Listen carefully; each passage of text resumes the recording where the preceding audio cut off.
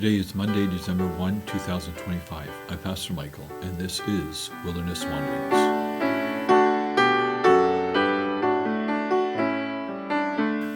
Our text is 1 Kings 19, verse 13. Then a voice said to him, "What are you doing here, Elijah?" Advent is all about waiting for Immanuel, God with us. The final word on Immanuel is at the end of Revelation, when God makes his home on earth with us. Before that scene, the Bible is littered with stories of God with his people.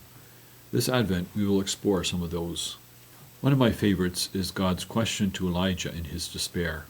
"What are you doing here, Elijah?" You can read the whole story in 1 Kings 19. This comes just after Elijah's mountaintop experience with God. He had challenged the priests of Baal to a do-or-die contest of the gods. Baal versus the Lord God of Israel. The Baal priests would build an altar to Baal, and Elijah would build one for the Lord God. Whichever god sent fire to light their altar would win the contest. God won in spectacular fashion. It was really no contest. With all the priests of Baal killed, Queen Jezebel wants Elijah's head.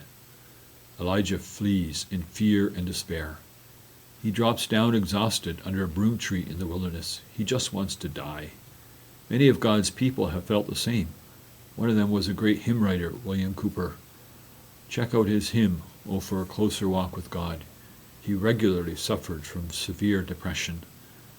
The thing in this story that always intrigues me is God's response to Elijah. He feeds him, twice. This is not a prescription for curing depression.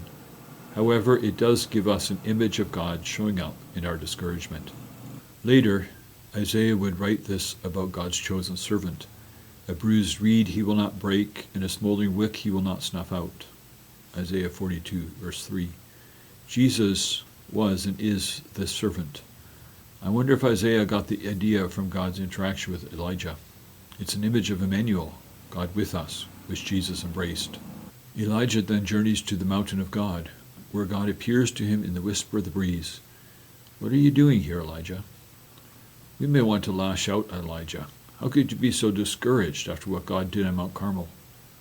Of course, there may be some mild rebuke in God's question, but God is gentle with Elijah and sets him back on course. Elijah thinks he is all by himself, that he is done and God is done too. But God tells Elijah he still has 7,000 in Israel who worship him alone. God was doing a lot more than what Elijah could see. And then God gives Elijah more work to do. So often we think our ability to do God's work is based on our performance. It's not. It's based on God's calling and equipping. Even though Elijah wandered off course, God still showed up. He was still Immanuel, God with us. So be encouraged. As you journey on, go with the blessing of God. May the peace of the Lord Christ go with you wherever he may send you.